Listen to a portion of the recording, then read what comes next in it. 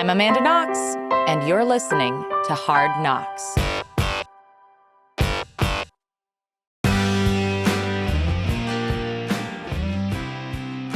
Welcome to another episode of Old School. Today we go back to my conversation with Christy Gibson. She is the author of the Modern Trauma Toolkit. So this episode asks whether the word trauma has become so overused as to have lost its very meaning. We talk about trauma's role in physical illness, and we talk about different theories and practical tools for retraining the brain after trauma. Also, I talk about my early attempts to deal with my own PTSD after coming home and failing epically. Enjoy. Today's guest is Dr. Christy Gibson, author of the Modern Trauma Toolkit, which takes new theories in brain biology, such as the polyvagal nerve theory and epigenetics, and explains how you can remodel your brain to achieve post-traumatic growth. Before getting into the interview, we want to set the stage just a bit, because the word trauma has become a flashpoint in the current culture wars, as John Ronson points out in Season 2, Episode 6 of his miniseries Things Fall Apart, which we highly recommend. In that episode, John explores the origins of post-traumatic stress disorder as a radical new medical diagnosis at a time when the concept of shell shock was still predominant, and soldiers labeled as such were often considered cowards. It was an important revolution in how we think about trauma, but over the decades, that concept has evolved and proliferated to the point where today on college campuses, the idea of trauma is ever present, taking shape at times, in John Ronson's words, as the more conceptual trauma of being forced to read Plato. The concept creep of trauma is something worth worrying about.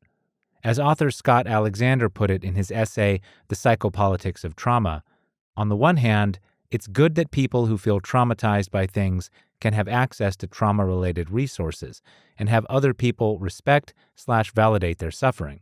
On the other, it might be dangerous to create an expectation of traumatic consequences for minor wrongs. Between those two hands, there's a middle ground where the concept of trauma is more expansive than merely the after effects of war or sexual assault, but not bandied about frivolously or worn as a badge of pride. For us, any discussion of trauma greatly benefits from a focus on post-traumatic growth, which is why we were eager to speak with Dr. Christy Gibson. I've been a medical doctor for over 20 years. So I did inpatient medicine, community-based family practice. And it wasn't until, I'd say 7 years ago that I started to understand how trauma was influencing everything I saw and everything that I was at that point.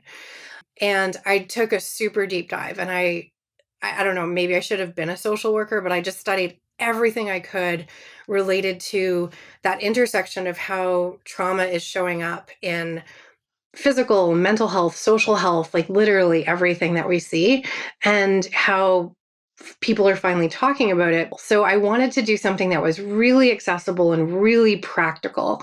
I'm a systems thinker, so I've studied social innovation, design thinking, and my purpose is to get good information into people's hands that they can then catalyze in their own communities. And the whole idea was just to plant seeds and be you've got your garden, figure out what you're trying to grow there, but these are some seeds you could try to use. And everyone's community might use them in different ways. So I'm not trying to be the guru on trauma. I'm trying to be a person who's do you want a package of seeds? I hear you need to grow something. I finished medical school in 99 in Toronto, so it was a really, really long time ago, and we didn't talk about this kind of stuff. When I studied the psychiatry end of medical school, it was these are the meds that you use, and these are the conditions that you diagnose. And even now, a lot of years later, complex trauma, which is by far the most devastating risk factor for anything, didn't land in the big book of psychiatry we call the DSM. And it wasn't until I went to work with really low-income community. A lot of my patients had been recently released from prison. I wouldn't say a lot. I'd say maybe 10%. Okay. But that was something that I became familiar with. And then I started to understand that trauma was the underlying factor for most things that I was seeing. And I'm talking stuff like diabetes and heart disease and kidney conditions, as well as all of the known psychiatric outcomes. And that research actually came out the same year that I graduated medicine. It was called the ACEs study, the Adverse Childhood Experiences study. And it showed that for everything that happens to you as a kid, you have an exponential increase in all of these illnesses, including social issues like poverty, being unhoused, using IV drugs, suicide. Everything that they researched was an exponential increase depending on how many traumatic experiences you had. So that was when I was like, how did this not change everything in medical education? Trauma was the root to so much of it. And we don't really identify trauma sufficiently or give people the tools to figure out how to shift their own responses. So my goal wasn't just to say like, hey, you've got this dysregulated nervous system, there's probably been some trauma, but also like, well, what are the causes of that? Like, what are the community-based causes and the society causes that are creating these traumatic environments for folks? And how do we work both at the individual and the community levels on that? Cool. Break down a term for me. What do you mean by complex trauma as opposed to non-complex trauma? So what you went through was complex trauma because it was multiple kinds of trauma over a prolonged period of time. So complex, like what you said, that could be a natural disaster or a major accident. That would be a traumatic event. Complex trauma is when there's multiple kinds of traumatic events happening over a period of time. This definition doesn't exist in the psychiatric textbooks yet, but there is like a diagnostic code that physicians can now use. So there's this total mismatch around the way we understand and implement the term, kind of clinically, but people are talking about it. I'm on TikTok and people talk about complex trauma all the time.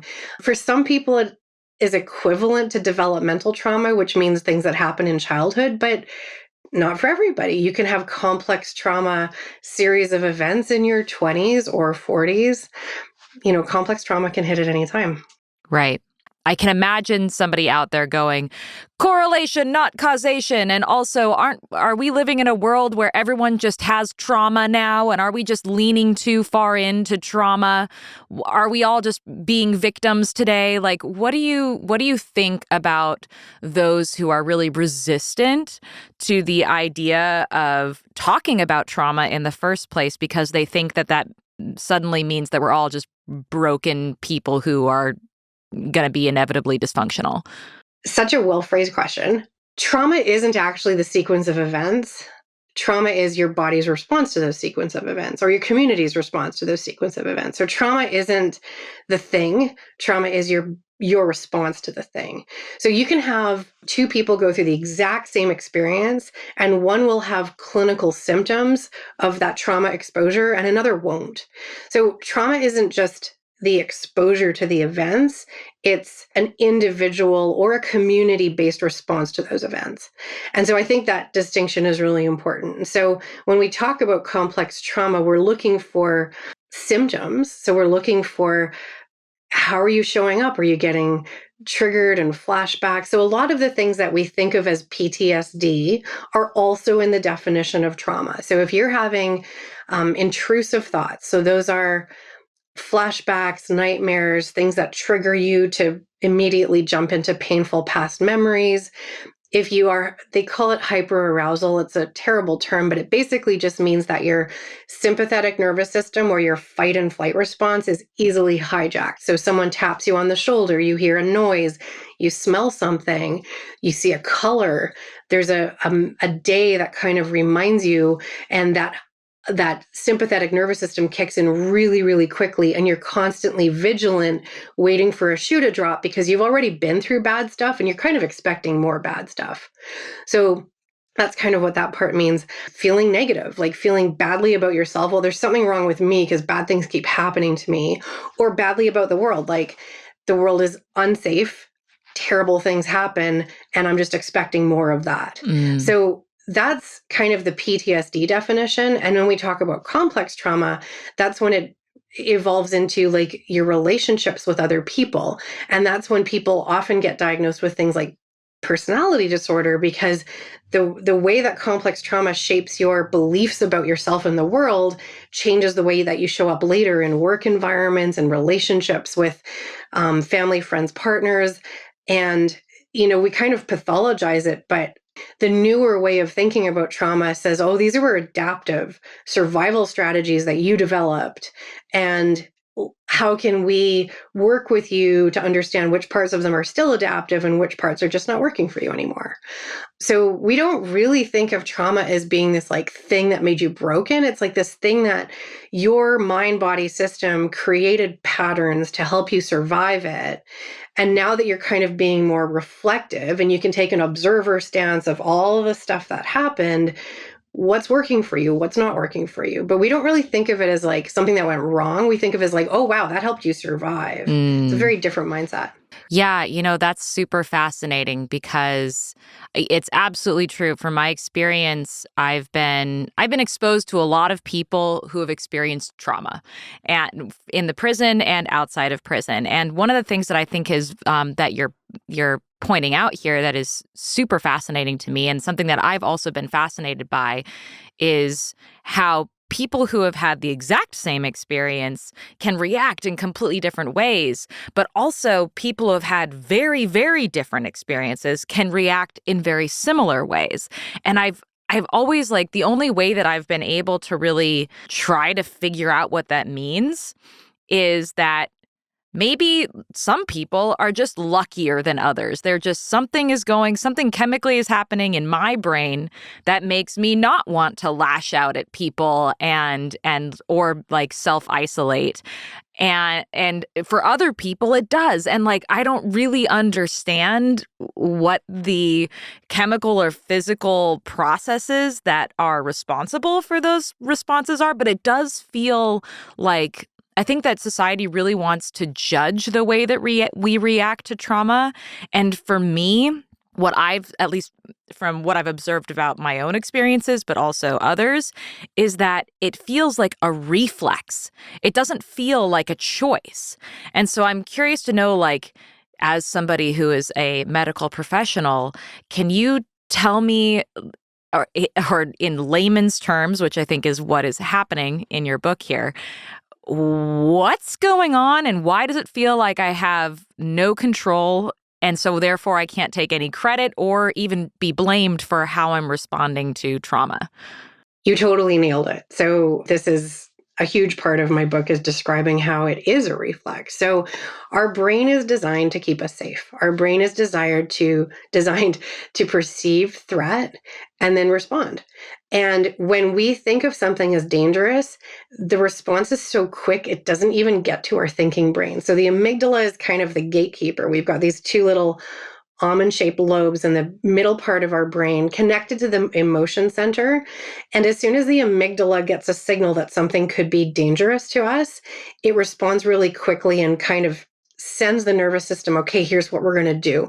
We're going to fight, we're going to flight, we're going to freeze. So when you talked about people being like irritable or isolating, yeah, that's fight or freeze. That's a totally normal thing that our amygdalas would decide that we should do to escape a threat. The problem is, human evolution hasn't caught up to modern times, which is why I use the word modern, because our bodies were designed to escape a predator or escape a natural disaster and to have this like rush of adrenaline to get us out of a situation that's pretty quick and time limited. Whereas a lot of the trauma we're experiencing now can last weeks, years, or an entire childhood, an entire relationship, our job, our interactions with racism or homophobia in the community. This is something that can keep our nervous system hijacked for a long period of time. And that's inevitably what makes us sick. Like if our sympathetic nervous system is on all the time, we turn off our reproductive organs, our gastrointestinal tract, and our immune system. Pretty important things. And so like that's why so many people will have these kinds of problems if they're totally spending most of their time in sympathetic drive. And a lot of what I teach in the book is just how to rebalance your nervous system, how to prevent it from being stuck in sympathetic. And you identify that there's something around chemicals, there's something around genetics, but there's also something about like, what did you learn? What did you see other people doing? What did you actually know how to do? So when I teach my patients, these are different ways that you can bring your nervous system into a more parasympathetic state, which is more calm and more connected. Then they have those tools themselves and they don't feel so hijacked by that reflex. So part of the work is like spending more time observing the reflex, and the more that you can kind of notice what your own nervous system is doing. Deb Dana, she's a clinician doing work in a particular theory called polyvagal theory. We can get into the science of that if you want to get super geeky. She calls it befriending your nervous system, which I love. It's kind of like saying, well, this thing is looking after you. It's trying to protect you. It's not your enemy. You shouldn't be ashamed of it. And you shouldn't also think of it as like this nuisance that's doing bad things to you. It's actually working really hard to protect you.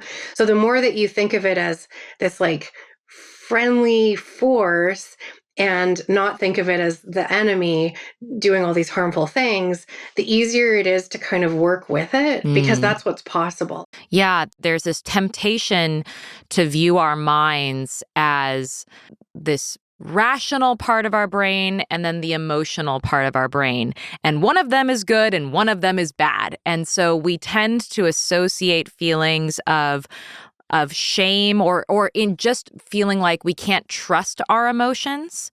Like if I'm feeling something, and it's true, like sometimes I'm feeling something based upon a misunderstanding or a misinterpretation of reality. And so my rational mind has to come in and rescue me from my own amygdala.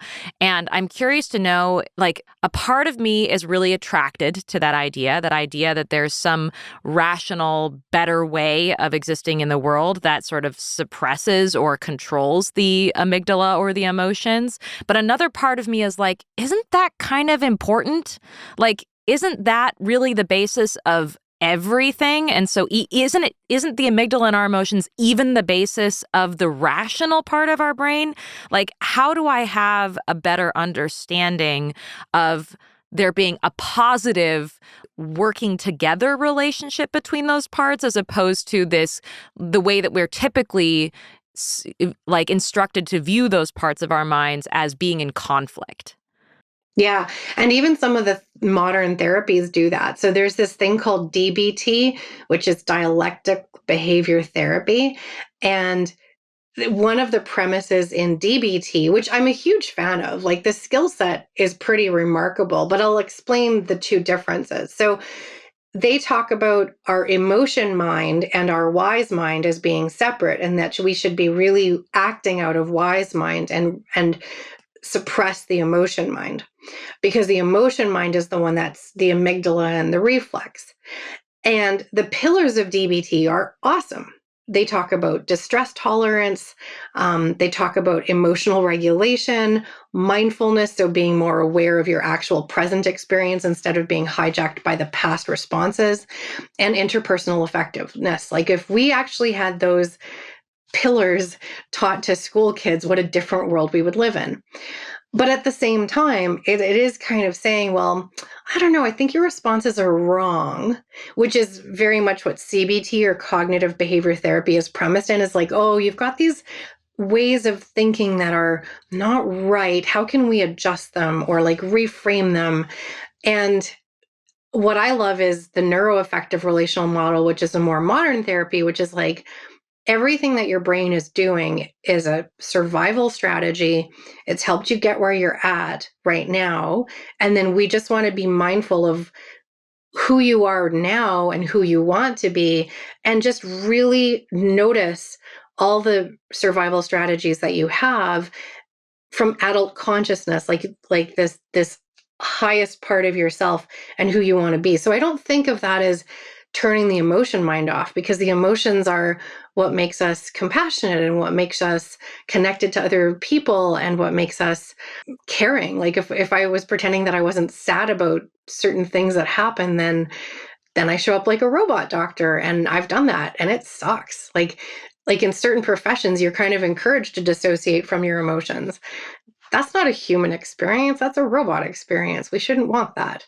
So I don't necessarily think of these two things as separate, but some people's decisions and behaviors are more guided by emotions than rationality. When we look at whether a person has emotional hijack to their responses that are not in their control, is when they can be harmed and harm others. Whereas if their emotions are a part of their decision making and a part of those behaviors, that can be really beautiful. It's around like your own access and your own agency around that. Mm-hmm. And when traumas have been really significant, you don't have agency. Like all of a sudden you're irritable or you're deeply painfully sad and you don't have agency around those emotions and behaviors. And that's when it causes you suffering. Also think this is true is I think that part of the challenge of being a human being today is not just being self-aware and managing your own trauma responses, but also being self-aware and not necessarily managing other people's emotional traumas, but like understanding them and navigating them. And I feel like one of the things that I, as a person who has experienced trauma, like every single other human being in the world, has often felt is that when I'm noticing that someone is reacting in a way that I didn't expect or in a way that is negatively impacting me, my immediate go-to is to say, oh goodness, like what did I do wrong? Is my trauma response having a negative impact on this person in such a way that they didn't interpret what I did in the way that I intended it or whatever it may be? And one of the things that my husband has been really, really encouraging me to recognize is that sometimes it's not my trauma response that's actually happening right now. It's somebody else's trauma response. And then I'm in the position of like, oh, they're having a trauma response. Well, goodness, how do I navigate that? Like, is that it? Do I just need to like back away slowly until they realize that they're having a trauma response? Or like, does this toolkit that you've developed, is it just a self-awareness, self-navigation, or is it also, are there tools in here that help another person navigate someone else's trauma response? Well, I think there's two things. One is kind of an overall understanding of the difference between the way that we tend to respond without a lot of grace is, well, what's wrong with you? When somebody's showing up in a way that we don't expect, like what you're talking about. Dr. Bruce Perry, he's a psychiatrist and a psychologist, and Oprah Winfrey put out a book, I think 2 years ago now. The title of it is How We Should Show Up When It Relates to Trauma. Instead of asking, what's wrong with you? We would say, what happened to you? And that's a really different question. And I think that that's where the grace comes in. So when it comes to trauma, and you're right, like with climate and pandemic and really divisive politics, there is a very traumatic environment we're all exposed to right now. And so some people have had additional stuff on top of that, but we've all experienced traumatic environments, and we are showing up in really different ways in lots of social situations where, you know, we're kind of having to manage it. I did put a chapter in the book around psychological first aid. So how would you manage somebody who's having kind of a panic attack, or they're in a natural disaster and you're trying to kind of intervene? And one of the things I'm co-founding right now is a company that we would work with HR departments to help people understand how in a work environment, how trauma and stress is showing up and how you can manage that both as like an employee and also like working with clients or patients. I think that when you read the book, or you start to develop more of an understanding about trauma, it just becomes more obvious when you see it. So I'll give you an example from medicine. One of the super awful things that we tend to do is call people non-compliant. And there are so many reasons for people to not take our recommendations and advice and use it. One is that they don't trust us. They went through medical trauma or health system trauma. They were treated terribly because of their social positions, or for whatever reason. Sometimes medical people, we're taking our own trauma responses out on the folks we're supposed to be looking after if we were on hour 30 of a shift, which I've done many times. Well, hopefully not traumatize folks, but I've not been my best self on hour 30 of a shift. So that can be a part of it, is they're responding to the medical trauma and they just don't trust us. They could have social reasons why they haven't followed it, like their family life or work life or financial health doesn't allow them to do the thing that we recommended.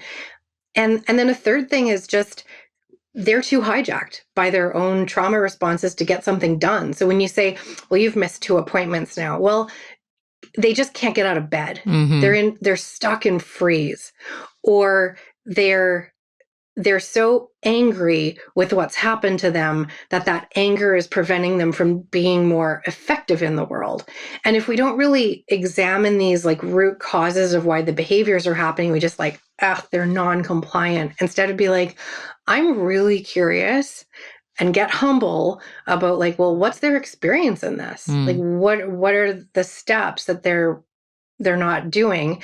How much of that was me not communicating properly, or like developing a plan that actually worked for them?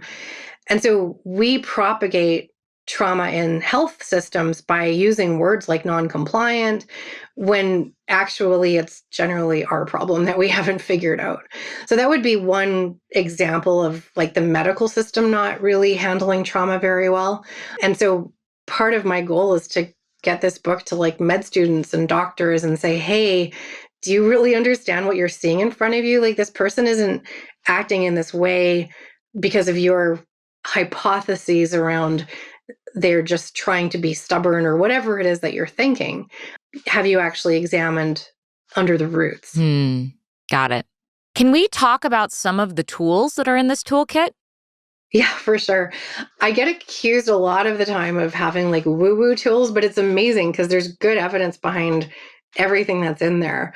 It might not just be like the traditional randomized trial, but what I put in here is a lot of body-based tools. And that's because we talked about your amygdalas. When your amygdalas are really active, they don't let your thinking brain come online strongly. So your thinking brain isn't accessible to you when you're stuck in that trauma response. So a lot of the tools in the book are body-based tools that you can easily do. And they do things like change the brain waves that are dominant. So if we were to measure someone's brain waves when they're really agitated and anxious, they have a predominance of gamma waves. And when they're really chill or sleeping or reflecting, they have more delta theta waves.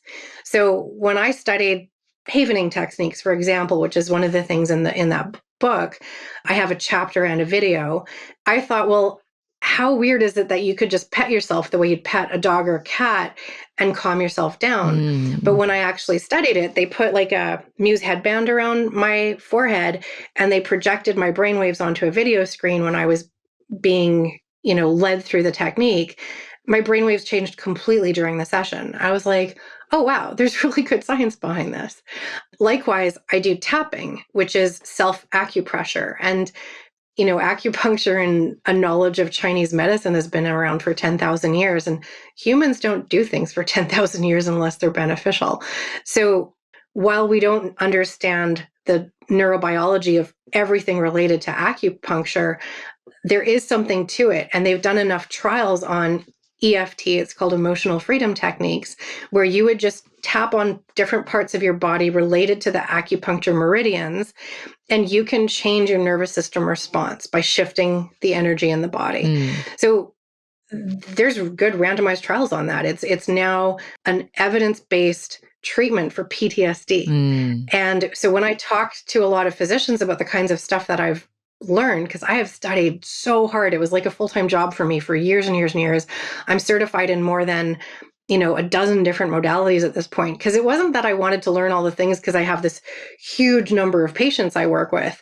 My goal is to get this information to the people, because if you try to book with a practitioner of these things, they're going to charge you $150, $200 an hour.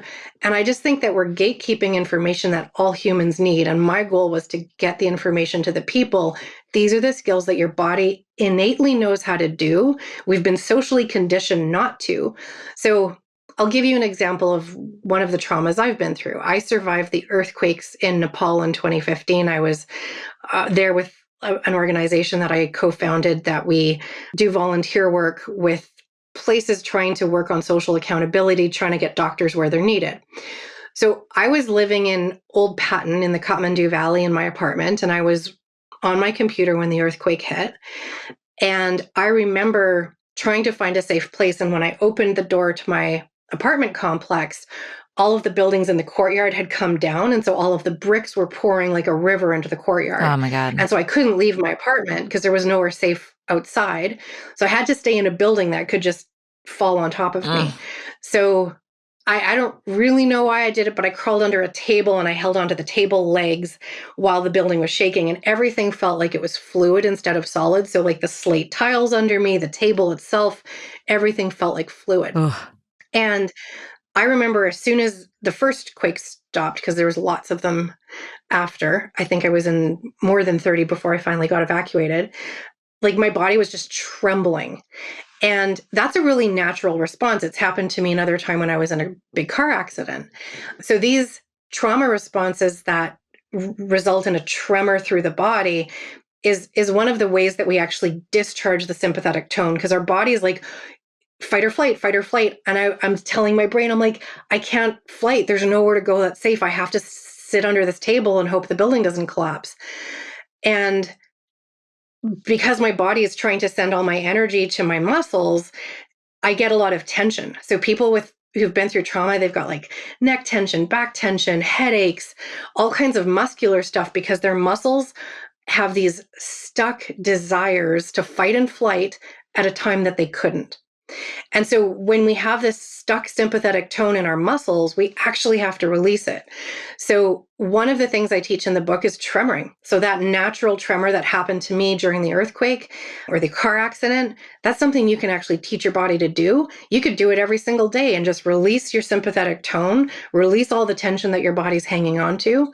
There's other therapies like somatic experiencing, sensory motor psychotherapy. These are ways that people actually complete an action that your body wanted to do at the time of trauma. So a lot of times it's running away or punching or just moving it somehow to say, okay, body, like let's discharge this thing that wanted to happen because your body was getting ready to run away or fight and it couldn't. So let's actually do that now and let your body have that experience so it can let go of all this tension it's hanging on to. So there's a lot of body-based windows that I teach people, but in my mind, we've been socially conditioned to ignore these things that we always knew. Like humans always chanted in groups.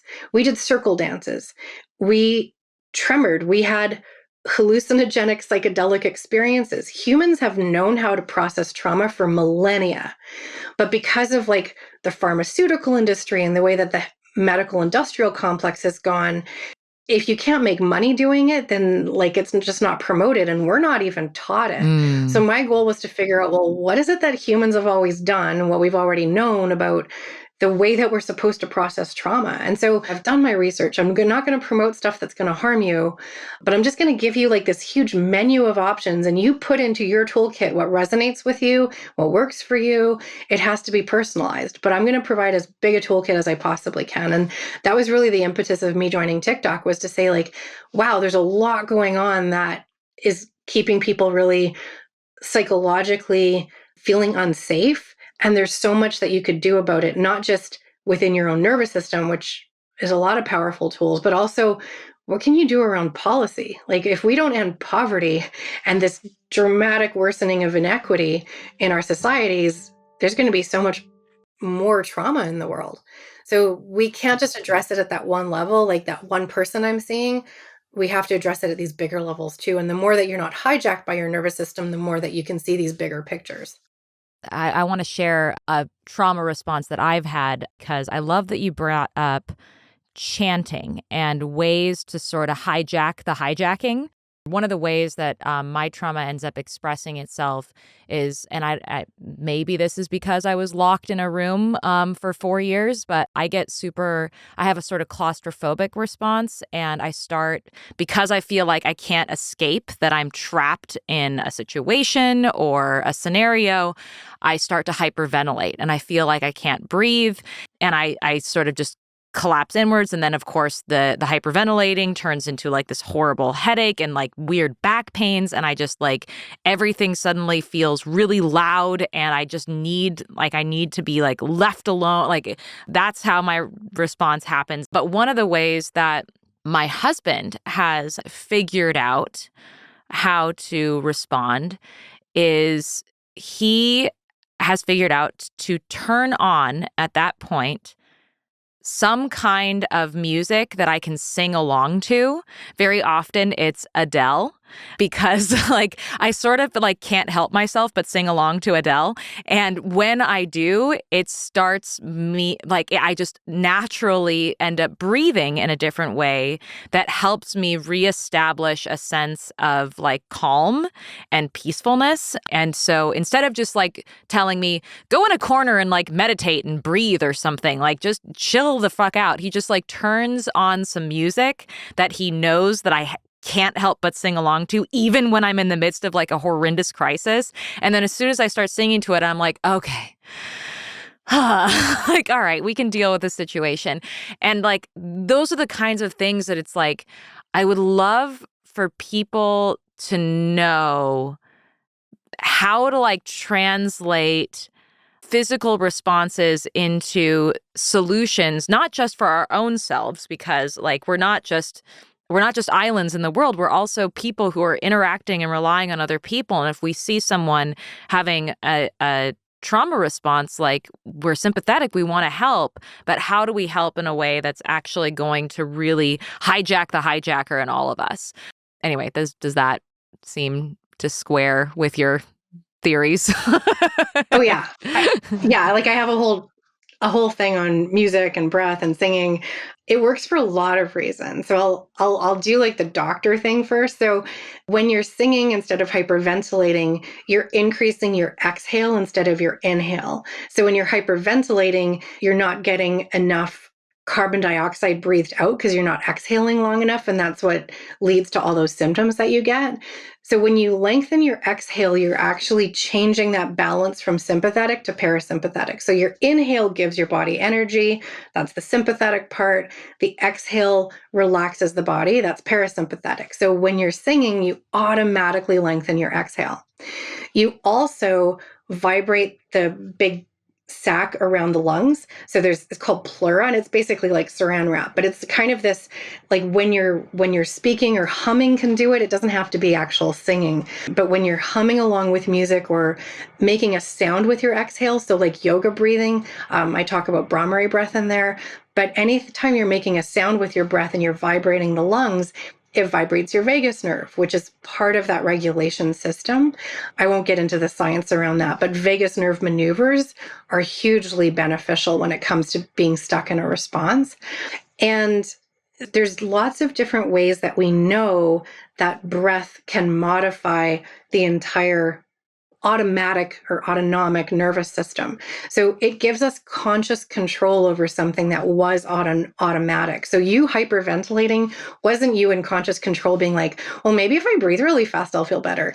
This is your brain being hijacked. So when you do something that's more conscious and you change that breathing pattern, then you are taking those automatic functions out in that reflex response. You're giving yourself some agency over it.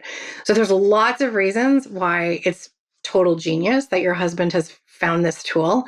It's one that I mention in a few different sections in the book. I actually talk about making a polyvagal playlist because sometimes people are stuck in that high tone, like wanting to fight and flight, and they've got lots of tension and they're hyperventilating.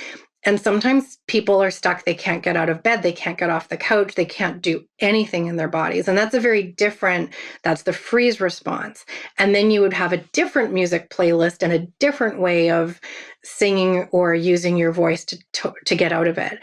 But what I love how you're illustrating it is like some people, if you go to, a medical doctor, they'll give you an Ativan, they'll give you a benzo and say, this is the thing that you're going to dissolve under your tongue and help you relax. Or you could sing Adele. I know which one I would choose. And so it's not like I'm trying to be anti-medicine and anti-science, but I'm trying to say, well, what if we accepted all of the different ways that we know how to help people in their trauma responses? And let's be honest, some of them are going to be less harmful in the long run. Singing Adele, not harming anyone. It's probably really fun. Unless, you're out of tune and the neighbor is overhearing you constantly. Still good. Great. So what else am I missing here? Am I like, because again, I'm sort of the layman, and I think one of the things that's really nice about your book is that it is designed to be beneficial to the layman. It's not designed to be written in these extremely academic, hard to decipher terms. What else am I missing? Is there some other important thread that should be explored that people are overlooking? I mean, you've asked so many really good questions related to the points that I wanted to make. I think just that there's no shame in having these responses to trauma and toxic stress. So the word trauma is something that a lot of people don't identify with. So I thought about, like, should I call it toxic stress? Should I call it like anxiety? But I think that for us to acknowledge that we've been through trauma and our body reacts to it, just think of that as natural and think of it like, is it working for me? Is it not working for me? What else could I learn? What else could I teach my kids?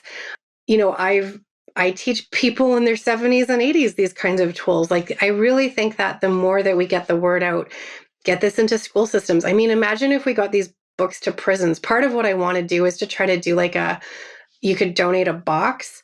So you could donate 20 or 40, and you could donate these books to places where they're going to not have access to the information that they need. I really think that there's a group of people who are constantly being traumatized. And then because of their trauma responses, the whole thing just compounds and it becomes really circular. And prisons would be a place where we find a lot of those folks.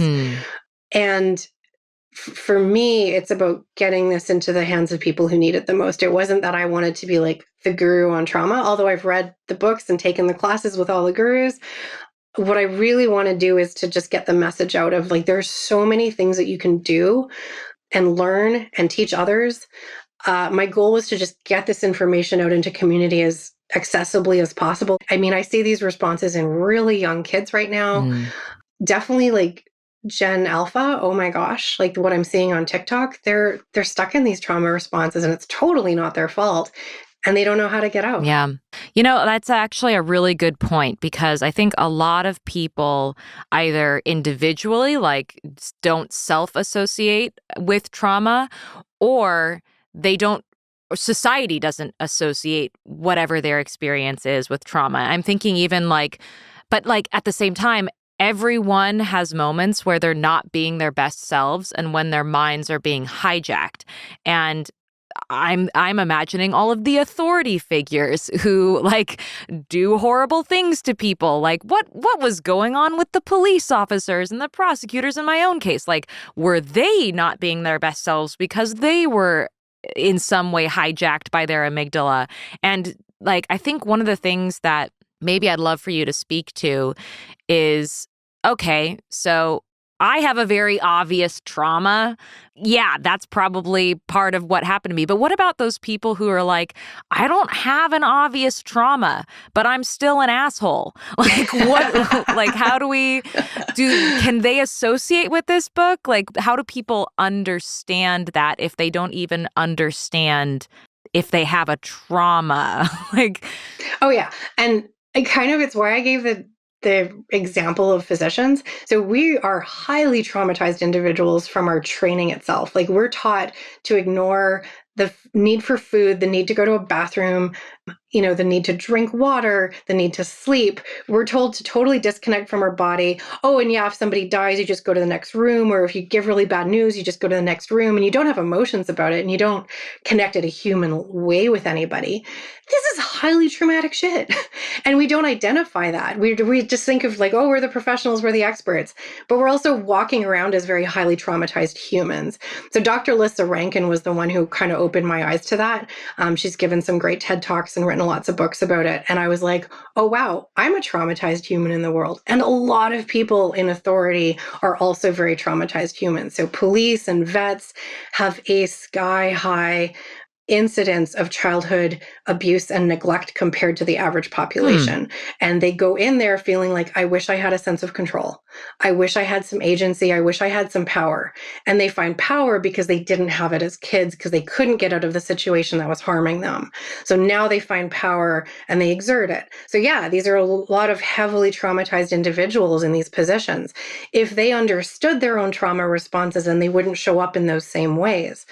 And like, trauma is something that we're supposed to have. Like, we're supposed to have the ability to fight, flight, and freeze. And we kind of do it day to day. Like, if a car comes too close to us, if, we've just been running on empty, you have a chronic disease, and the disease is just draining your tank at the end of the day, and you get stuck in a freeze response for the last 3 hours. Every single time you're trying to interact with your family, that's actually a trauma response. And it was designed within your system. So I'm trying to, I guess, normalize it and say, like, we're all dealing with it. Why don't we just get better tools and the ones that work for us? So you sing, Adele. I tremor most, anytime that I need to release some like really horrendous stuff that I've been through. Everyone has different tools, but the more that we have, the more that we won't be seeing people's trauma responses enacted on others, self-harm, suicides, substance use. I work in addictions, and I work at the refugee clinic. These are two places where there's nothing but trauma, but it's also everywhere. It's in schools, the kids acting out. If you could teach your kids some of these techniques, it would be a really different world in another 20 years.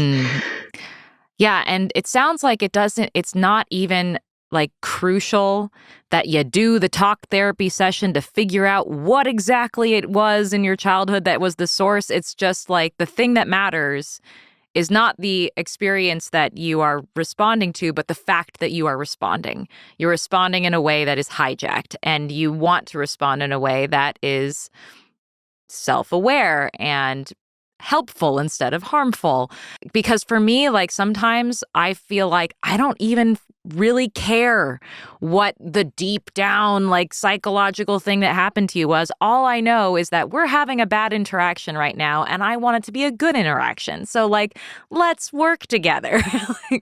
Yes, and so there's kind of 3 phases to trauma recovery. The first is like being more present. So being in the present moment instead of the past moment. So they call that establishing safety. I call it noticing. And it's just being more observing of what your experience is and what your interactions are. The second phase of trauma recovery is around processing. So it's processing even like the big event you went through or the series of complex traumas. So with a theme. For me, post-traumatic growth happens if you've processed that stuff. And what it does is it changes your associations with that memory. So all of those PTSD symptoms that I talk about, they're curable. So I use things like accelerated resolution therapy, matrix reimprinting, which is related to the tapping. Some people do EMDR, cognitive processing therapy. I don't always recommend like strong exposure therapies because they can actually trigger people to get worse, but some people have had good results with it. When I use something like accelerated resolution therapy, what I'm doing is I'm having you remember the thing that was really, really bad, and we're going to change the associations to it. So generally people have emotions, physical sensations. The context is really triggering.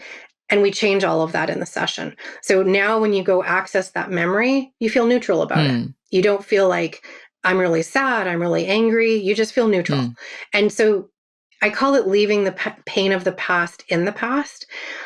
I think sometimes that's really important for people. So that is generally something that's done in therapy, and it doesn't have to be talk therapy. I actually don't think talk therapy works the best. Subconscious therapy works great. Psychedelic therapy's got great results for this.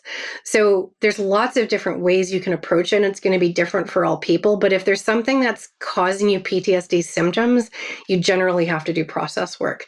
And there's so many options. It doesn't have to be uncomfortable. Like when people leave accelerated resolution therapy sessions, I just did a couple of them yesterday. They'll generally say things like, that felt like magic. They're not coming out of there like a wrung out towel. So therapy has changed. There's lots of different ways that you can do the process work. And then the third phase of it is kind of like figuring out who you are when you're not hijacked by your trauma responses. Because for a lot of people, it kind of becomes their identity, those survival strategies. So who do you actually want to be? How do you actually want to show up? And some people are really terrified of not being who they thought they were. And they're like afraid to do all of the stuff. So that's kind of the work that you might need a therapist for. Can you do phase 1 stuff on your own with my book? Absolutely. If you need more of the phase 2, 3 stuff, or if you want to do things like internal family systems, I would say work with a trained professional on that stuff. And it's a matter of finding somebody who's safe. So there are lots of people. I've met a ton of them on TikTok. They're brilliant. They're very trauma informed. But just because someone's a therapist does not mean they're trauma informed. And just because someone specializes in trauma therapy doesn't mean that they understand the more current ways that we get trauma now. And that's really what I wanted to say is we've learned so much about trauma in the last 40 years. This is what we know right now. And just bring everybody up to date because not everyone is. How can people find your book and follow your work? So on TikTok, I'm TikTok Trauma Doc. I'll be doing more on YouTube Shorts under Christy Gibson, MD. And I'm on Substack as Attuned. My website is christinegibson.net. And the book website is moderntrauma.com. So there's lots of different ways to interact with me. I don't take patients on because I'm in Canada's public system deliberately working with communities placed at risk. But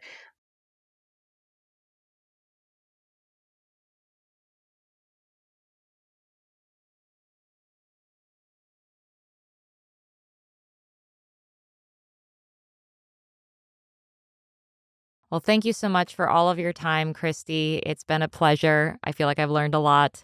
Thank you. I'm really excited to get it to your audience, and it was awesome to chat with you.